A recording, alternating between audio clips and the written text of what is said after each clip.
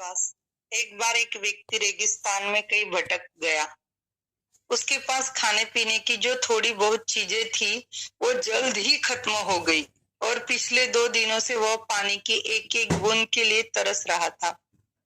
वह मन ही मन जान चुका था कि अगले कुछ घंटों में अगर उसे कहीं से पानी नहीं मिला तो उसकी मौत निश्चित है। पर कहीं न कहीं उसे ईश्वर पर यकीन था कि कुछ चमत्कार होगा और उसे पानी मिल जाएगा। तभी उसे एक झोपड़ी दिखाई दी। उसे अपनी आंखों पर यकीन नहीं हुआ। पहले ही वह मृग तृष्णा और भ्रम के कारण धोखा खा चुका था। यह बेचारे के पास यकीन करने के अलावा कोई चारा भी न था। आखिर यह उसकी आखिरी उम्मीद जो थी।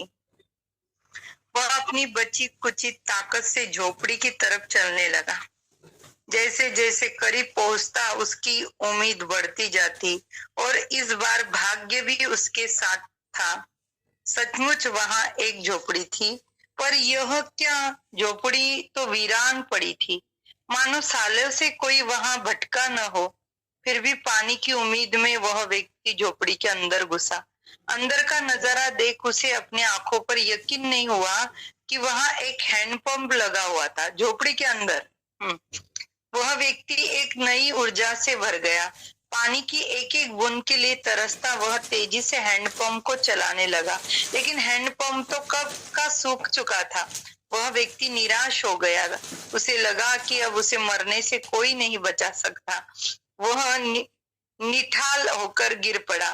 तभी उसे झोपड़ी की छत से बंधी पानी से भरी एक बोतल दिखाई दी।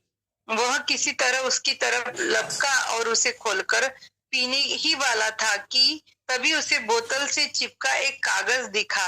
उस पर लिखा था, इस पानी का प्रयोग हैंडपंप चलाने के लिए करो और वापस बोतल भरकर रखना ना भूलना। यह एक अजीब सी स्थिति थी। उस व्यक्ति को समझ नहीं आ रहा था कि वह पानी पिए या उसे हैंडपंप में डालकर चालू करे। उसके मन में तमाम सवाल उठने लगे। अगर पानी डालने पर भी पंप नहीं चला, अगर यहाँ लिखी बात झूठी हुई, और क्या पता जमीन के नीचे का पानी भी सूख चुका हो, लेकिन क्या पता पंप चल ही पड़े, क्या पता यहाँ लिखी बात सच हो। वह समझ नहीं पा रहा था कि क्या करे। फिर सोचने के बाद उसने बोतल खोली और कांपते हाथों से पानी पंप में डालने लगा।